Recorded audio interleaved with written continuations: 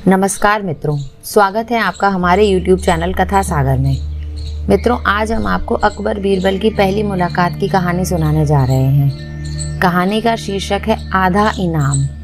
कहानी शुरू करने से पहले हमारे चैनल को सब्सक्राइब अवश्य करें और बेल आइकन को भी दबा दें। बादशाह अकबर शिकार के बहुत शौकीन थे।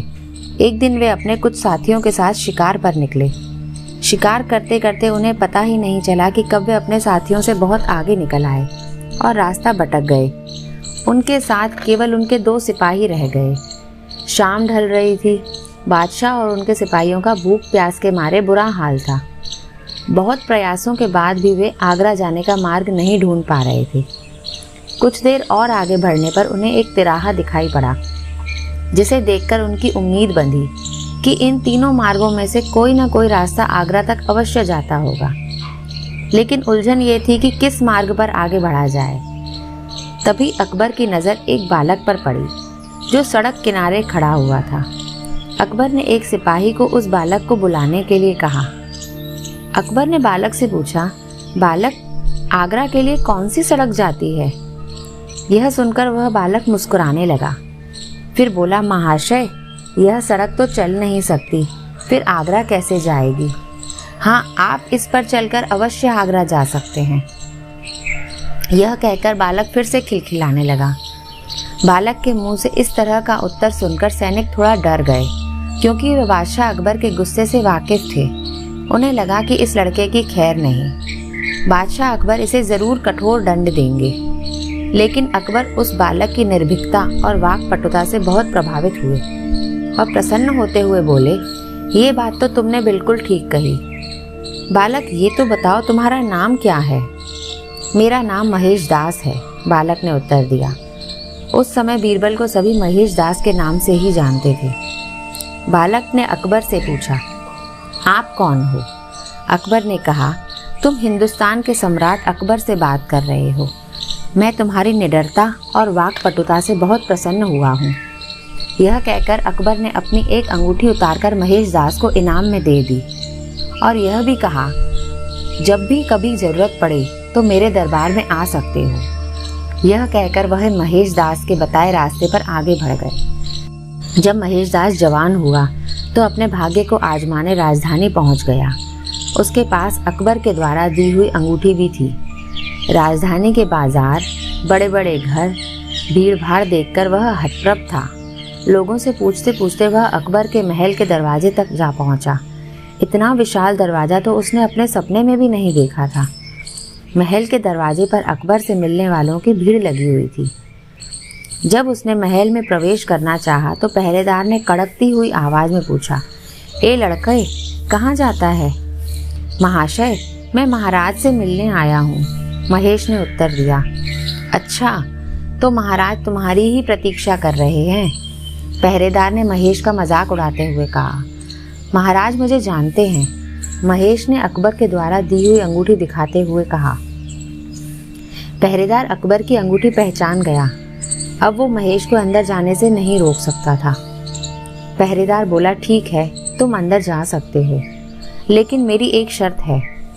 महाराज तुम्हें जो भी इनाम देंगे उसका आधा हिस्सा तुम्हें मुझे देना होगा।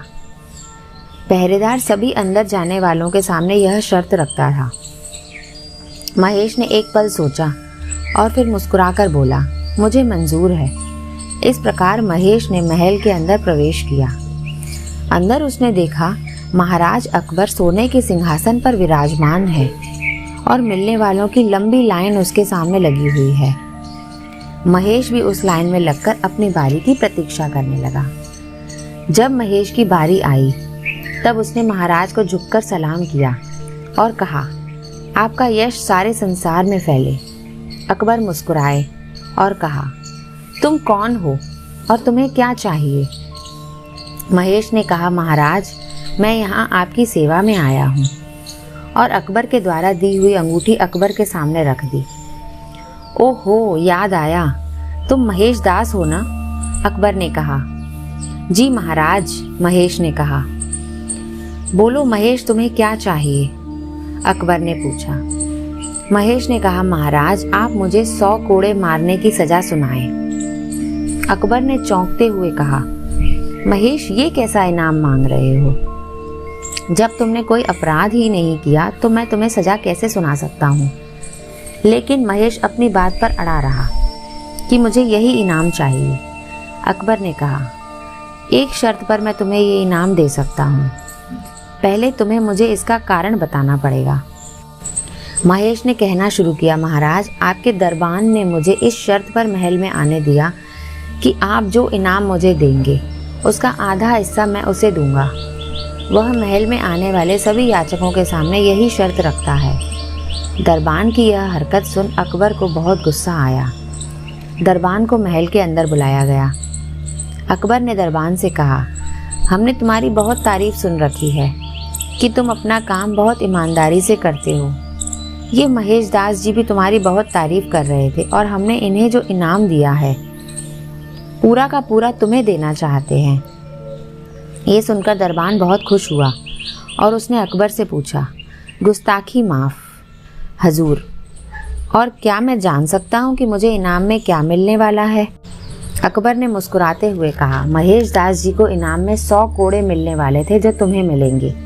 यह सुनकर दरबान के पैरों तले जमीन खिसक गई और उसे पूरी बात समझते देर न लगी। वह अकबर के पैरों में गिरकर अपनी भूल की क्षमा मांगने लगा। अकबर ने अपने सिपाहियों को दरबान को 100 कोड़े मारने का आदेश दिया।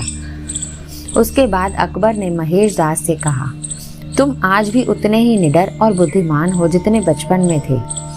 आज से मैं तुम्हें अपना सलाहकार नियुक्त करता हूँ। आज से तुम्हारा नाम बीरबल होगा। मित्रों, आपकी जानकारी के लिए बता दें, बीर का अर्थ होता है बुद्धि। महेश दास जी के पास बुद्धि का बल था, इसलिए अकबर ने उन्हें बीरबल नाम दिया। मित्रों, अगर आपको हमारी ये कहानी अच्छी लगी हो तो इसे अपने फ्रेंड्स के साथ शेयर करना ना भूलें। मिलते हैं अगली कहानी के साथ।